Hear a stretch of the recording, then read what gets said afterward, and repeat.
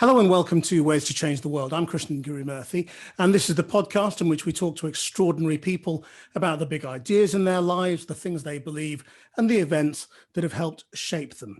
My guest this week is one of the younger Conservative MPs. Bim Afolami was elected in 2017 to represent Hitchin and Harpenden.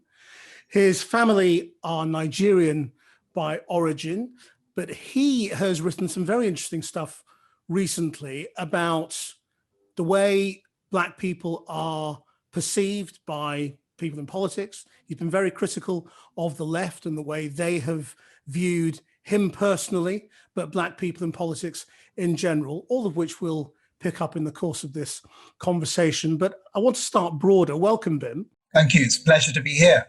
Why are you in politics? I'm in politics because I grew up in a house, and as you mentioned, my father's Nigerian. My mother's grew up in Britain, but also Nigerian in origin. I grew up in a house where politics and current affairs were discussed all the time. And I got to probably far too young an age that I meant to admit in public. But, probably before I was 10, I suspect, really thinking to myself, I wanted to be part of making things better. I make the point around my parents because they would often talk about a country in Nigeria, which they left. My father's a doctor, my mother's a pharmacist. They left in large part just due to the completely messed up politics of that country, military coups, awful standards of living, basic incompetence of administration and governance. And so you realize from a very young age that things are they're not a given. Governance matters. Who makes decisions matter. Politics matters.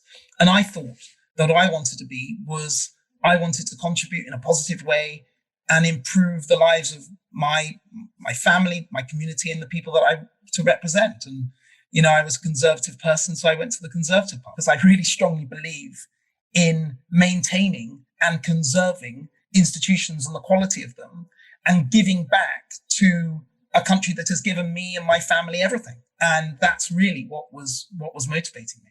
That's quite funny to think about, really. In the since you've been in Parliament, we've gone through this extraordinary process of change. Some people think it's wrecking, other people think it's sort of radical and great, and bringing back control and all those sorts of things. But whatever it is, it's not very conservative, small c conservative, is it? It is radical change. There'll be those historians who will look at this and say, well, actually, what we're doing with Brexit is you're going back to the status quo before we went into the European Union 40 or so years ago.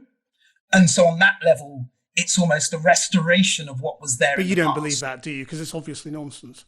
No, but this is so let me tell you something that I've recently been doing. There was a financial services bill before the House, the second reading last week. And the speech that I made on that, financial services, is something that I work a lot on. It's the industry I was working in before I came into politics.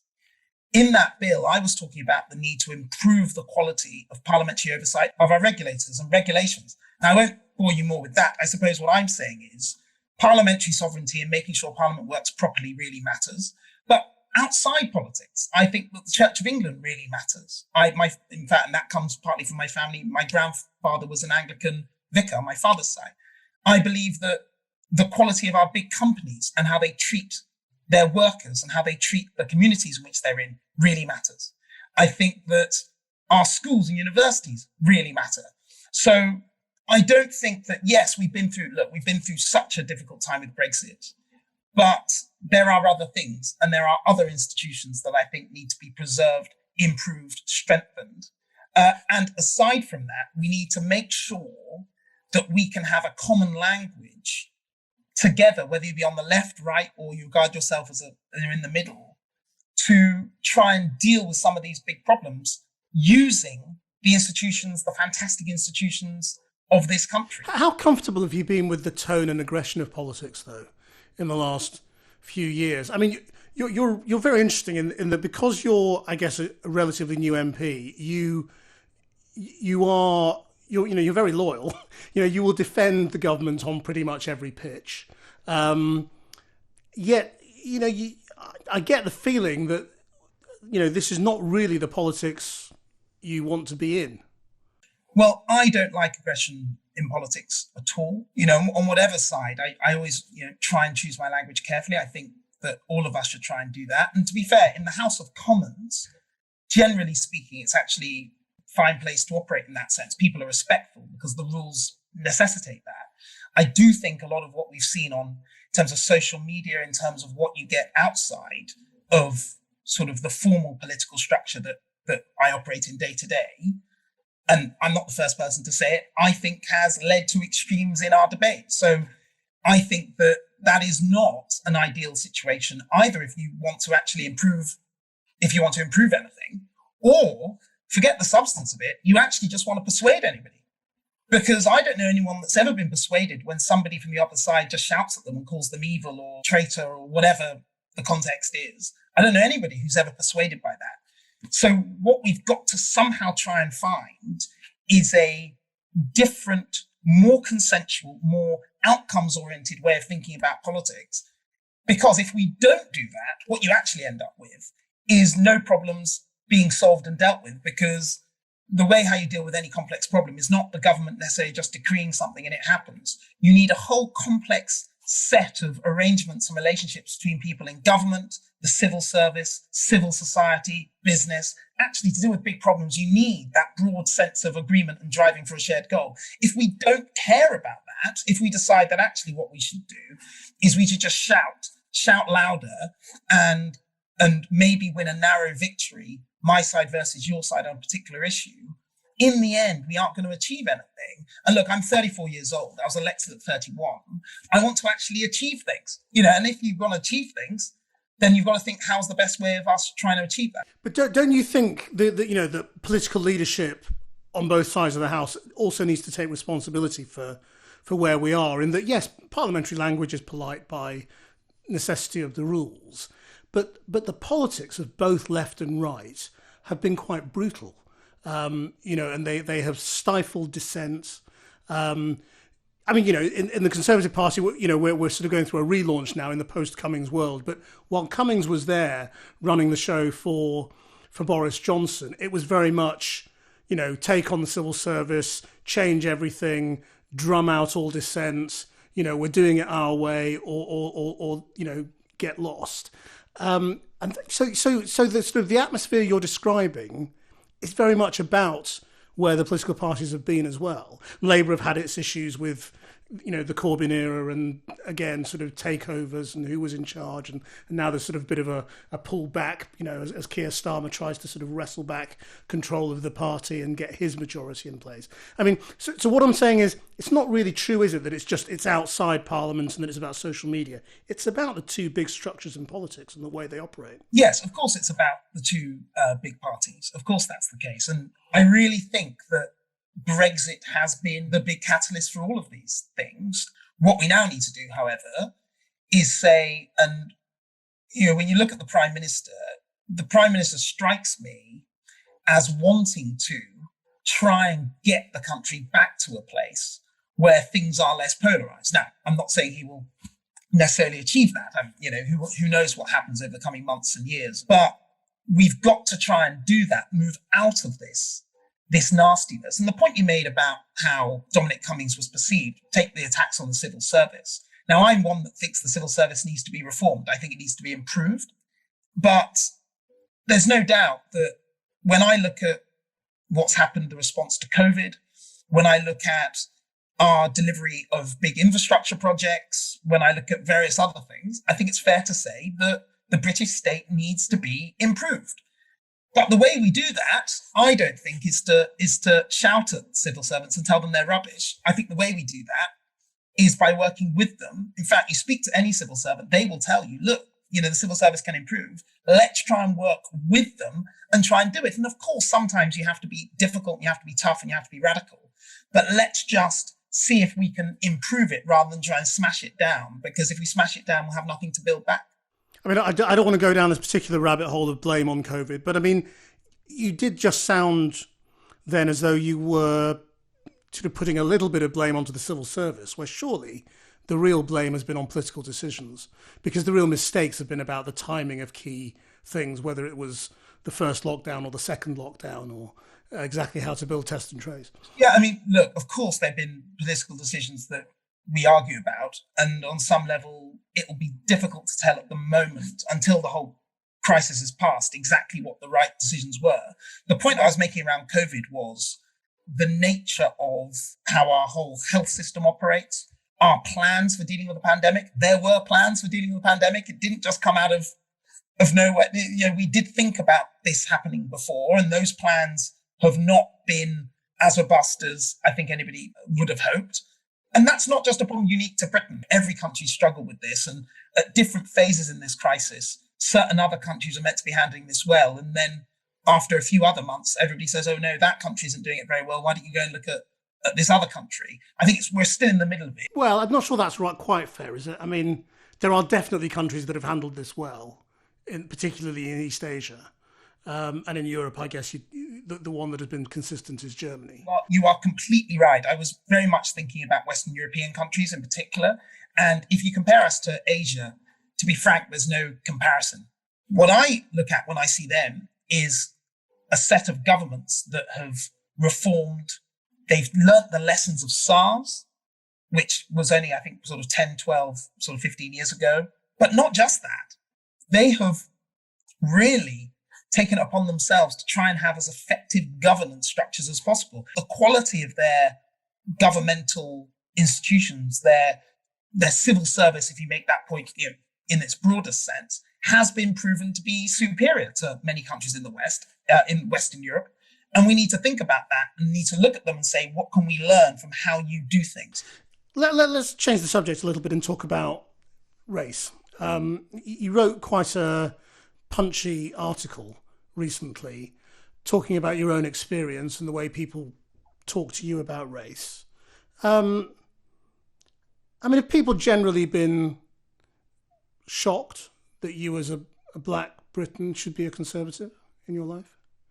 I think, frankly, it happened a lot more 10, 15 years ago than it does now. And that's partly because of the changes within the Conservative Party. If I look at the Conservative benches now, as you do, you will see it is not odd at all to see black or non-white faces on Conservative benches. That just is a perfectly normal thing that nobody comments on. It was a bit odd 10, 15 years ago. So part of it is that people are used to seeing it.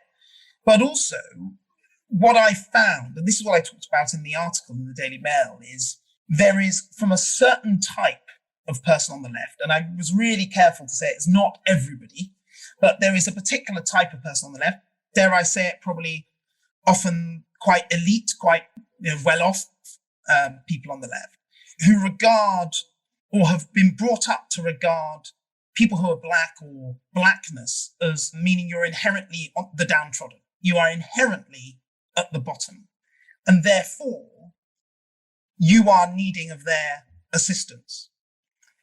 Now, when they are faced with a conservative black politician, it does scramble a lot of their preconceptions because you're meant to be downtrodden. And then I mentioned in this article, I went to Eton College, I went to Oxford University. This is just not what black people are meant to be doing. I mean, I thought black people were meant to be at the bottom. And I do think that can scramble a lot of the views of you, which means that, one person who works for me in my constituency, in my team, said this to me. He said, it's as if they sort of look at you and say, you're a black person, you should be on the left. And therefore almost more angry with me than they would be of a typical white politician with the similar background, because they regard my presence of having, being a Conservative MP rather than being a left-wing MP, or going to certain institutions and working in the City of London. And they regard that as something that black people, shouldn't really do. And I do find that difficult, and I don't like it, and I try and call it out where it appears. And since I wrote that article, the number of people that have got in touch with me and said, that really needed saying. I'm a black person. I've been to a good university, or I'm in this sort of job, and that really needed saying. And I've got people from all over the country, indeed from other countries, who email me to say that. So I know that there are quite a lot of people who feel like that as well. I'm not saying everybody agrees, but there was definitely, it definitely sort of tapped into something that I think was there.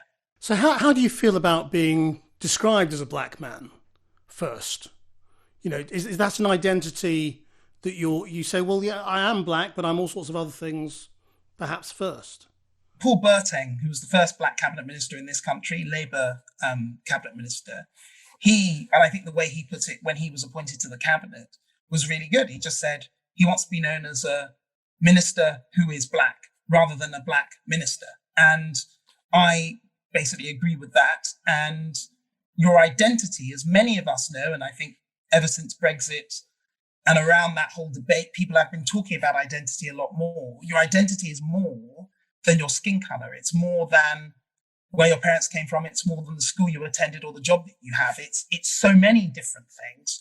And if we can move to a society and a type of politics with a small p, where we can be a bit more multifaceted in how we think about diversity, for example, then I think that's a good thing. So when we talk about diversity in the media or in business, we're still in diversity. First of all, it was diversity meant women. It didn't mean non-whites. It meant women. Now diversity started to mean non-whites, but it doesn't necessarily mean white people who've come from a disadvantaged background. Or if I think in politics, I've got a colleague, Gillian Keegan, who's fantastic. I think she's the only person, definitely in the Conservative Party, but I think in the House of Commons, who was an apprentice, came through and was an apprentice and then went into business that way. Why is it that, we don't think of that as diversity, but actually in the House of Commons, not going to university puts you in the real minority. And that should matter because diversity of thought matters. Of course, gender matters, race matters. These things are part of you. But diversity of thought, where you've come from, your experiences of the world, that's the sort of diversity that I think we need to be really championing and moving towards. So what's your identity?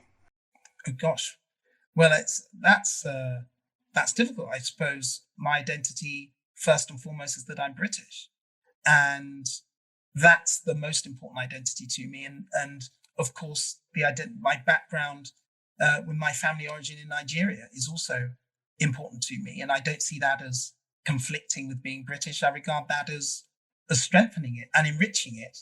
And of course, there are all sorts of other things as well. So how do you feel about being, a black role model? Or should black people look at you and go, well, there's a guy who can represent us? Is that something you want to happen or not want to happen? Because it inevitably is the case that if you are a minority in something, then people who are also from that minority will look at you and go, it's one of ours. He or she has made good. They're like me. What you seem to be saying is, well, maybe I'm not like you because maybe actually I'm more like the white guy. Yeah, I mean, I think this is really interesting. I think that you're right. Inevitably, you're a black politician. Of course, black people who take an interest in politics or want to go into politics will look at you and they will notice what you do.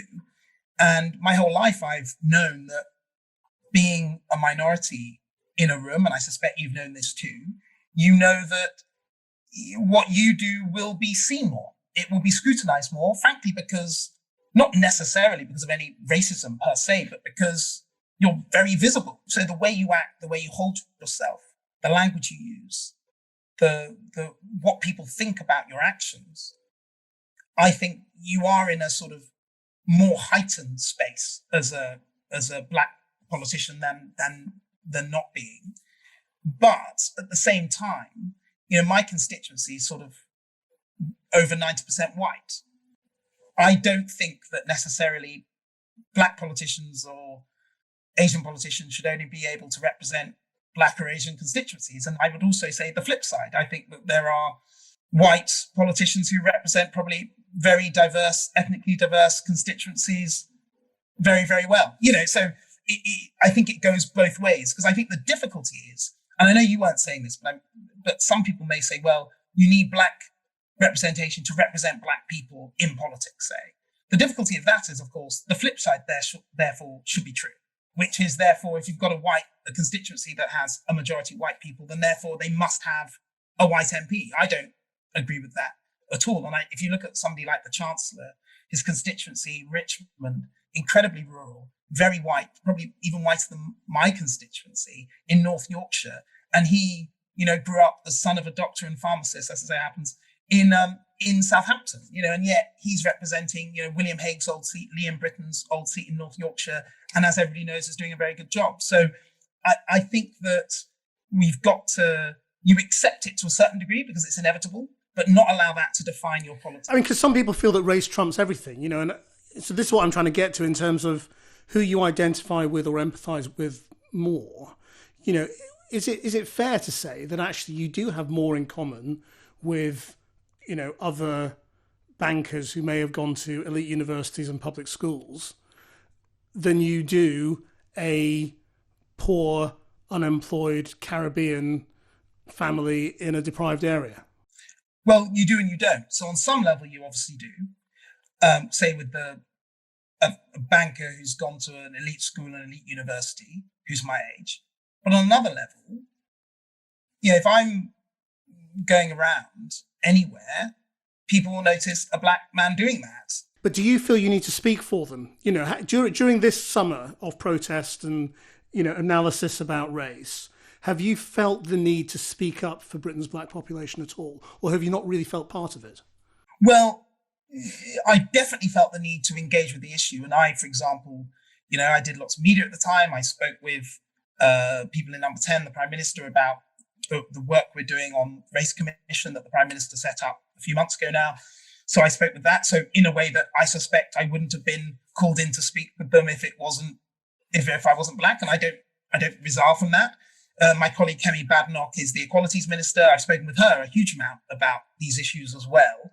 And so, of course, you can't just say, well, that's nothing to do with me.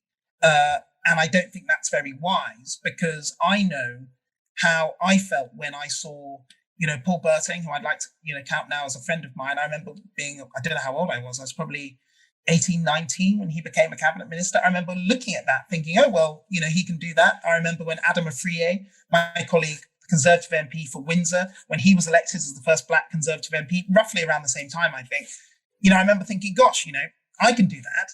And so I know the importance of being an example.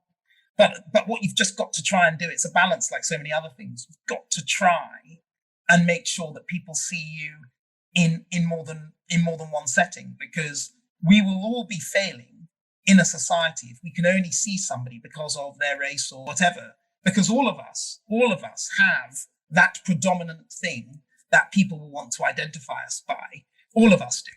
And I think that most of us would like to be seen as having a rounded set of things. And if I'm promoted or if I'm criticized, I want that to be because of performance, not because of my race. British people, perhaps counterintuitively, looked at the George Floyd footage and have talked about how they felt that could have been me. Did you look at that and think, oh, that could have been me? Or did you think that wouldn't have been me because I wouldn't have been in that situation, or I'd have responded differently? Or it's a really, really good question. I mean, the first thing is I just felt just a sense of complete revulsion from my godfather, actually, who sent it to me from the US. And he sort of sent it to me just before it all kicked off, around the world. And I got that very soon. I couldn't really believe it, to be honest. It was almost as if it was you're watching a movie or something. I couldn't actually believe it was happening. My second thought was, actually, on one level, maybe that could have been me. We've got our problems in this country. And Metropolitan Police is not perfect. And we've had that over the last 20 years in this country. In fact, you probably covered it. But we don't have that same relationship between the police and minority communities in quite the same way. And obviously the relationship with guns, and which is very acute and particular to the US, we don't have that. I think in this country, we've worked on that much more effectively than they have in the United States.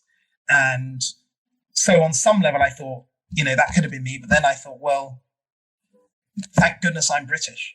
And that I'm not saying those things could not ever happen in Britain, because you should never say that, because we'd be wrong to say that there was no wrongdoing in the Metropolitan Police or any other police force. I think we need to see more black leadership in the police. I think there's only been one black chief constable. Bearing in mind how long there have been black senior officers, that strikes me as it's overdue that we should have more black leadership in police. I think we should have more black leadership of football clubs, for example. I do think that, it's amazing. The Premier League has something like a third of its players are black. It's quite a high percentage, and yet very few, if any. I think there are no black managers in the Premier League, and I think the whole Football League, there are only a couple. For me, that's the sort of thing that needs to be looked at as well. So I do think representation matters. I do think that, however, the United States and their experience of race and how they interpret it and how they engage with it in the United States is quite alien to our own. And I am proud that in this country, I actually think we've handled it better and more effectively and in a more inclusive way. But that's not to say, as I've said in terms of examples of needing more representation and leadership, that's not to say that we're there yet. And I think we need to continue making progress. So do you think, we touched earlier on the end of Dominic Cummings. Could we be entering a kind of gentler period now? Once the sort of the Brexit hurdle is gotten over and we get on with whatever comes after that, and the constant sort of revolution period of the Cummings-Downing Street is gone? I hope so. I hope that we either want to solve big problems or we don't. And I want to be in politics a long time. I want to help be part of dealing with, whether it be artificial intelligence, climate change, improving the state of our institutions and how we do democracy. I am hopeful, actually, that all of those things combined with just a raw focus on the economic outcomes, because all of these things are nice, but if you don't have enough food, don't have enough money to put food on the table, then none of it matters. So with an absolute focus on incomes and jobs and making sure that we can dig ourselves out of this COVID, economic nightmare, with that focus and then doing these other things, I'm hopeful that some of the rawness of the cultural debates that we've been having over the last few years, it won't go, because we had cultural debates a long time ago, but hopefully the rawness gets taken out of it and people start to think of who are the best people, who is the best prime minister, who is the best party to deal with these problems. For you personally, does delivering that change mean that you have to be a government minister, you have to rise up, that's the way to do it? Is that the best way to change things in Britain? Well, first of all, to say that you can change things not outside politics. You can do a lot outside politics. But if you are in politics, I think you've got to want to be in a position where you can develop both the formal power and the influence within the political structure to actually get stuff done. And of course, that's a slow process. It's one of the things in politics is you get shooting stars that come down pretty fast. What's important is that you build relationships and understanding your own ideas, understanding what you're trying to do, understanding how your party thinks about them, understanding your own constituency and what their aims are. You build all of these things over time. And then when you can do that, you build on those foundations and really try and solve and deal with these big problems. And that can be in any way from, being, the minister for X or being a select committee chair for Y, or there are all sorts of formal ways of doing that. But ultimately, being in politics is about making decisions. That's really what it's about. It's not about shouting or campaigning. It's about making decisions. You've got to want to do that if you're in politics. So it does mean getting to the top effectively, doesn't it? Because there are MPs from your intake who have now got ministerial jobs. Do you have any sense of why you're not in that same position? Oh, well, gosh. Political life is the political gods are capricious, is the way I like to describe it. And as I say, look, I've been in Parliament for 3 years. I think it's, I'm 34 years old. I've been in Parliament 3 years. I'm not in a rush to do anything. But I do think that, over time, you've got to try and get to the place where you can take decisions. Do you have a particular area you want to concentrate on to make your own? Or is everything still very broad? What you've got to try and do is identify the problems of the moment. So if you were looking a year ago or 18 months ago, say, you'd look at it now and you'd say, the economy, you get Brexit dealt with, the economy is in a pretty fine shape. Let's see what happens.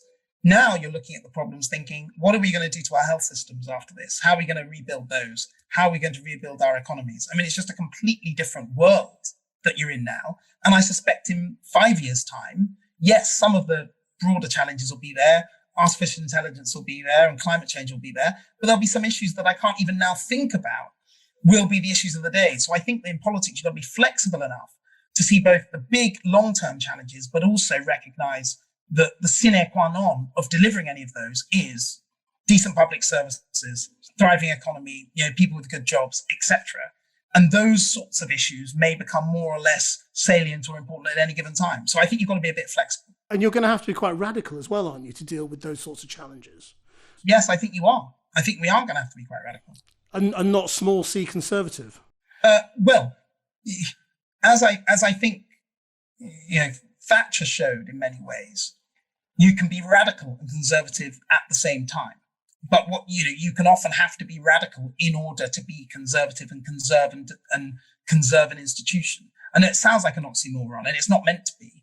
But if you really want to improve something, sometimes a big change is needed. But then once you've made that big change, get it right, and then bed it in and embed it within the local community and society and the networks of which it needs to be a part.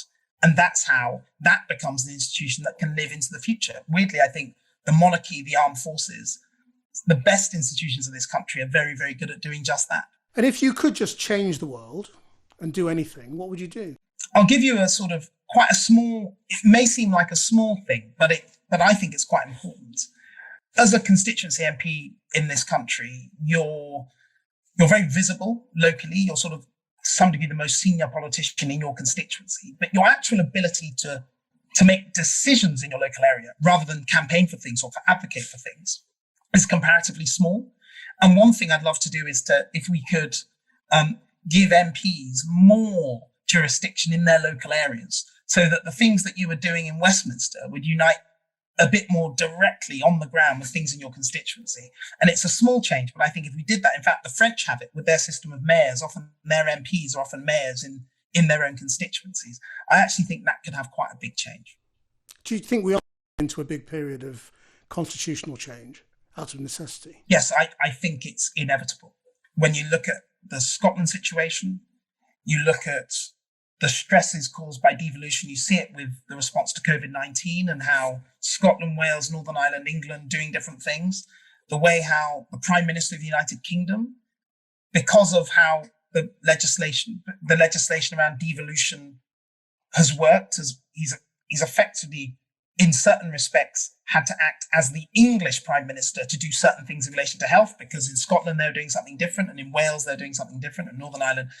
For me, we need to try and iron this out. I don't think it's a tenable situation, and the urgency of it is the Scottish situation, which is something that I believe so passionately about keeping this union together, and that is Britain, and that's the country that I love, and we have to try and make sure we have a structure within which the Scottish people want to remain part of the United Kingdom. So that means more devolution? Not necessarily, no. Actually, I don't believe that. I think that what it means is, in some areas, it may mean more national decision-making.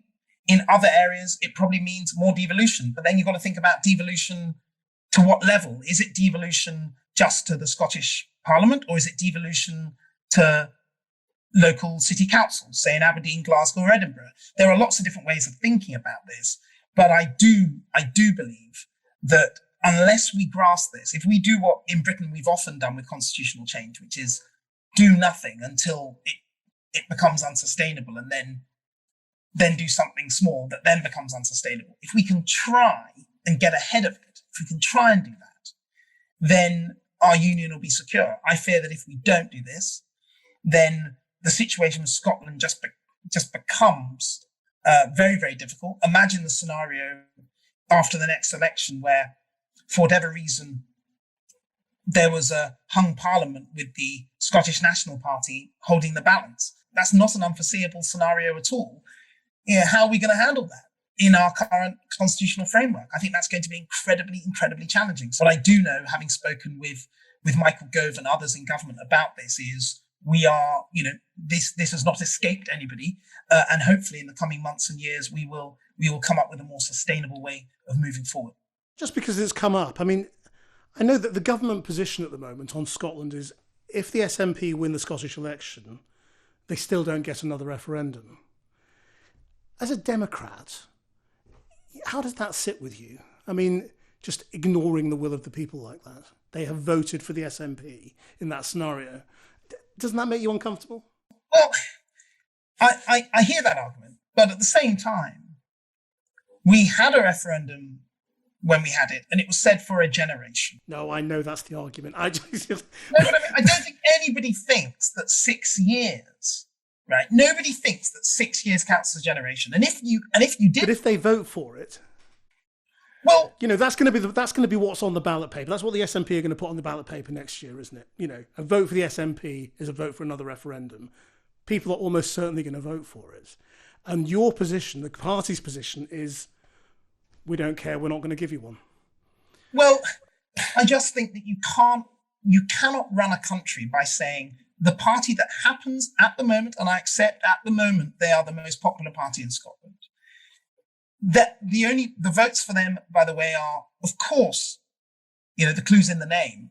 A big part of it is independence, but actually a lot of former Labour voters who are unionists voted SNP for sort of centre-left, political reasons as well. You can't run a country by every few years because a particular party in Scotland says this is what we have to do. You have to do referendums until they get what they want. And then at that point, presumably they don't want any other ones. I just don't think that's a stable polity. I don't think you can operate like that. However, I'm not ignoring the vote if it were to be that case. I think that what we'd have to do is we would have to engage in real discussion around the constitutional framework and how that would work. But I don't think it's honourable a position as a Democrat to say, well, what we need to do is we had a referendum 6 years ago, and now we're going to have another one. Oh, and in 5 years, we'll do another one. And in 5 years, we'll do another one. I think that's so destabilising. It's not good for anybody in the United Kingdom. When you say you passionately believe in the union, why? I mean, what is it about Scotland being part of this union that is so important to you? It's integral to my, when we talk about identity, being British. These islands, the togetherness and integrated history that we've had over 300 years, that has built the history, culture and society of this country. And I believe very strongly that, forget all the economic arguments. I won't go into all that stuff because I think, you'll know all about that. But at a very personal level, I think that is so important. Do you go to Scotland? I do. When was the last time you were there? About 3 months ago. Right. Do you get what I'm getting at, though? Sort of, it's a sort of you've probably got to make a stronger case, haven't you? I don't mean you, the Conservative Party. I mean you, everybody who doesn't want independence to happen, as to why this is important beyond it's always been like this for 300 years. Well, look, because I didn't, and as I say, we could talk about the economic issues. I deliberately didn't talk about those, but that is obviously a very big part of the case. But at an emotional level, we have got to respect and cherish, I think, and part of what I think being a country is loving the history and society in which you come from. And that history and society that has been together for such a long time is of such importance. I think that the difficulty that people who live outside Scotland but within the United Kingdom, will have, and I think it's something that I will do if and when another referendum is called, whenever it is to make sure that the Scottish people know that we want them to stay. I don't buy this attitude that I get that you see from a small minority where they say, well, if Scotland wants to go, they can go. I don't believe that. I think that would be a great shame. And so I do think it's going to be very important in the debate to hear English, Welsh, and Northern Irish voices saying, we want you to stay part of us, of our country. How can we do this more effectively together? Because if we're together, we can be stronger going forward. Bim Afolami, we'll leave it there. Thank you very much indeed for joining us and for sharing your story and your ways to change the world. Hope you enjoyed listening to that. All of these interviews are viewable on the Channel 4 News YouTube channel. Our producer is Rachel Evans. Until next time, bye-bye.